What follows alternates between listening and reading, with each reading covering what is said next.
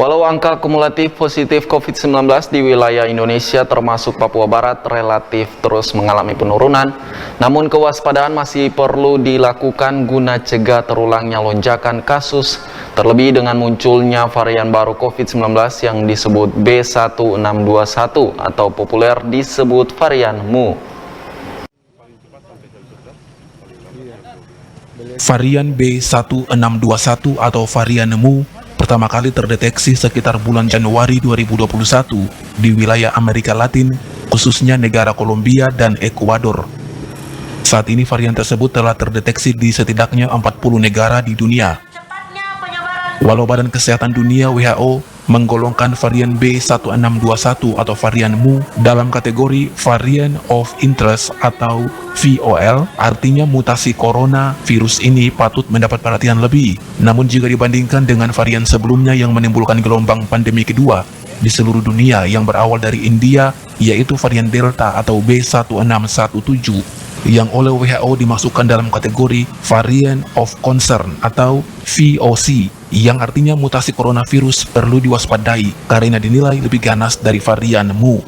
Namun perlu menjadi perhatian bersama karena varian Mu berpotensi lebih cepat menular dibandingkan varian Delta dan disinyalir resisten atau kebal terhadap vaksin jika dibandingkan varian lainnya. Walau lembaga kesehatan dan para ahli virus dari berbagai negara sedang meneliti secara detail ciri dan gejala mendasar jika seseorang terpapar varian Mu, namun kewaspadaan perlu terus dilakukan guna mencegah meluasnya penyebaran varian baru Mu. Juru bicara penanganan COVID-19 Papua Barat mengungkapkan, munculnya varian baru coronavirus akan selalu terjadi jika ingin berkembang biak atau bertahan hidup pada lingkungan yang baru, termasuk varian Mu. Namun yang terpenting saat ini adalah seluruh masyarakat tetap waspada dengan terus menerapkan protokol kesehatan, dengan selalu menggunakan masker, sesering mungkin mencuci tangan menggunakan sabun, dan meminimalisir mobilitas. Namun juga yang penting dilakukan adalah masyarakat wajib mengikuti vaksinasi. Virus itu dalam perkembang biakan virus itu dalam untuk memperbanyak diri, untuk melahirkan satu varian yang baru atau generasi yang baru, itu ada dua kemungkinan sebenarnya. Kemungkinan dia lebih ganas, lebih jahat, dan lebih cepat menular, atau lebih lemah. Dua pilihan ini, dan kita manusia tidak tahu.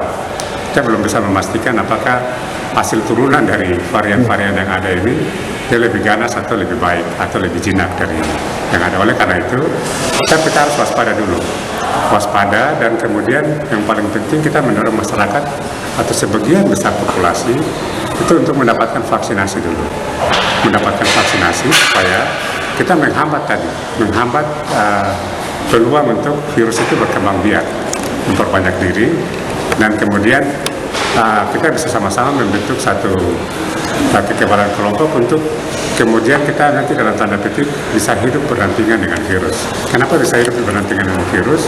Dalam kata lain, dengan kekebalan kelompok yang sudah terbentuk itu, nanti lama-kelamaan virus ini nanti atau COVID ini nanti dianggap atau terdampak dalam masyarakat itu seperti penyakit flu yang biasa. Seperti pilek flu biasa? Seperti pilek. Nah, itu karena kita sudah punya kekebalan kelompok, gitu.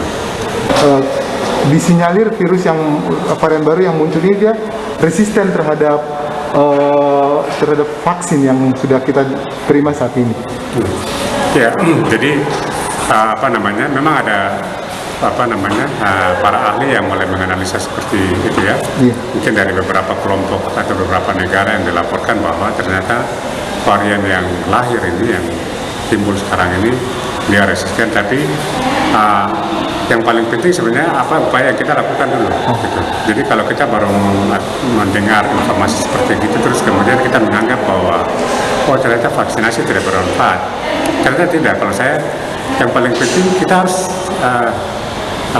secara kolektif masyarakat harus mau dulu divaksin semua dulu. Sebab kalau tidak, dengan yang saya kali lagi saya sampaikan bahwa bagi mereka yang tidak divaksin itu merupakan tempat di mana virus itu bisa berkembang. Ari Armstrong, Biro Manokwari, Jawa M Channel.